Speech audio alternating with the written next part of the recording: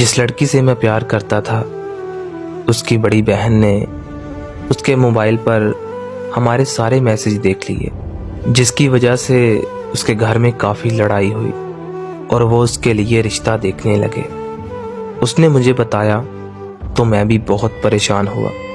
वो मुझे कहती है कि मुझे तुमसे मिलना है, तो मैं उसे मिलने चला गया। वो जब मुझसे मिलने आई तो मुझे कहती है मैं घर वापस नहीं जाऊंगी, मैं घर छोड़ आई हूँ। मैं बोला पागल हो, ऐसा क्यों किया, ये क्या बोल रही हो तुम। मैंने उसे बहुत समझाया लेकिन वो ना मानी, तो मैं उसे लेकर कराची चला गया। जब मेरे घर वालों को इस बात का पता चला तो वो मेरे पीछे कराची आ गए। वो मुझे बोलते हैं कि लड़की वापस करनी है, लेकिन वो रो रो कर मुझसे कह रही थी कि मुझे वापस नहीं जाना, प्लीज़ मुझे वापस मत भेजो, मुझे तुम्हारे साथ ही रहना है। तो उसकी ये हालत देखकर मैंने उससे कोर्ट मैरिज कर ली।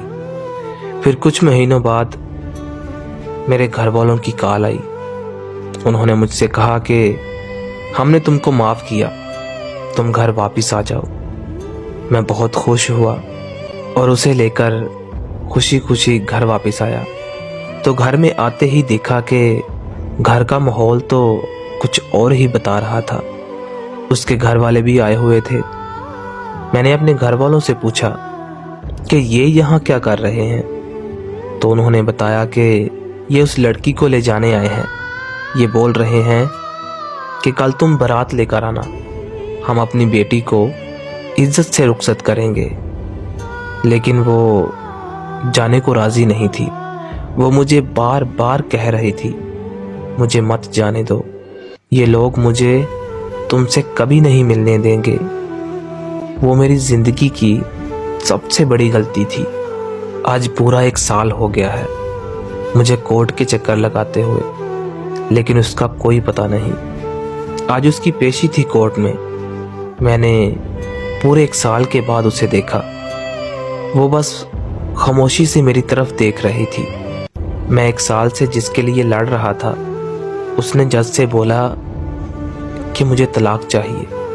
मैंने जब ये बात सुनी तो मेरे पांव तले जमीन निकल गई। मैं बहुत टूट गया और सोचने लगा कि आखिर इसने ऐसा क्यों कहा। वो बस चुप थी और उसकी आंखों में आंसू थे। मैं उसकी तरफ देख रहा था जैसे वो मुझे अपनी गलती का एहसास दिला रही हो कि मैंने तुमको बोला था कि मुझे इनके साथ मत जाने दो, लेकिन तुमने मेरी नहीं मानी। उस वक़्त कोर्ट ने हमारी जुदाई लिख दी। अब मेरा जिंदा रहने को दिल नहीं करता, मगर शिकस्त खाकर भी तौहीने ज़िंदगी ना हुई। शिकस्त खाकर भी तौहीने ज़िंदगी ना हुई। 1000 काम हुए मगर हमसे खुदकुशी ना हुई।